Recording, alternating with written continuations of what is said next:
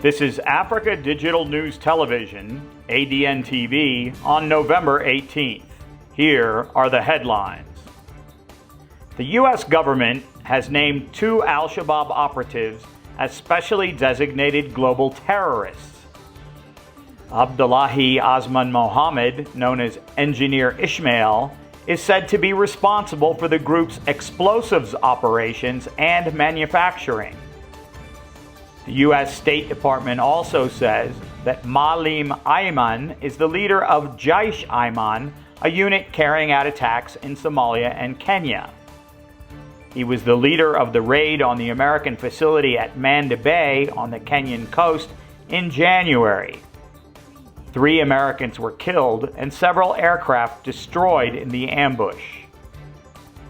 The designation specifically puts economic sanctions on the individuals, but it also focuses them as targets for arrest and prosecution.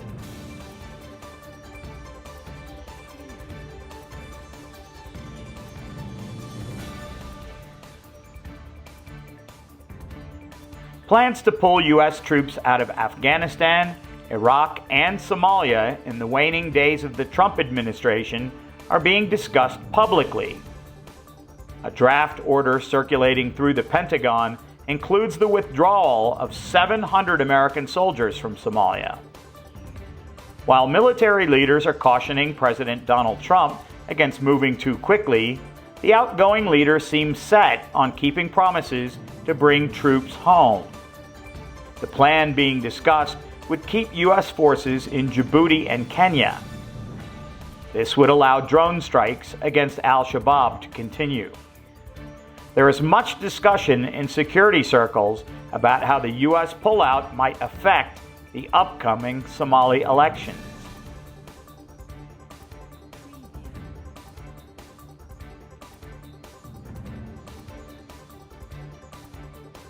An al-Shabaab attack near the police academy in Mogadishu has killed 5 people.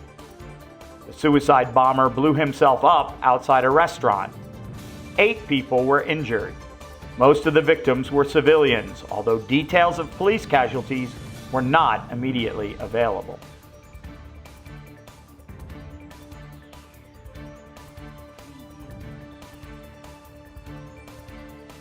The United Nations is warning of a full-scale humanitarian crisis in the Horn of Africa as a result of the Ethiopian conflict. The UN High Commission for Refugees says that 4,000 Ethiopians are crossing into Sudan every day. Jens Laerke of the UN Office for Coordination of Humanitarian Affairs spoke to the media in Geneva. There may be massive displacement inside Tigray, and that is of course a concern, and we try to prepare the best way possible. The briefing included a warning that 10,000 Eritrean refugees settled in Ethiopia could be threatened by ethnic violence.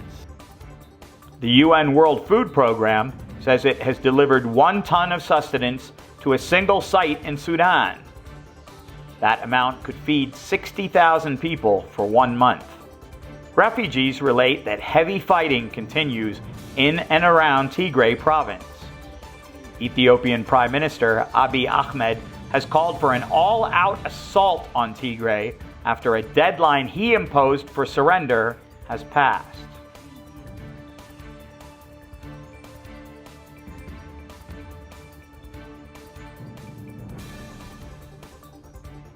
American Congresswoman Ilhan Omar has accused Facebook of contributing to the violence in Ethiopia.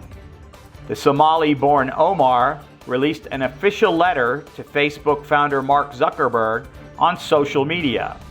In the document, she says that genocidal hate speech has found an audience on his platform. She cites past inaction by Facebook when Muslims were being targeted in Sri Lanka and the Rohingya in Myanmar as being lessons that should have been learned. Omar compares the use of Facebook in Ethiopia to radio incitements to massacre Tutsis in Rwanda's genocide in 1994.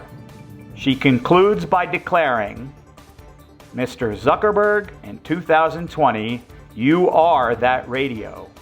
It is up to you to turn it off. ADNtv brings you the top stories from Somalia, the USA, and across Africa.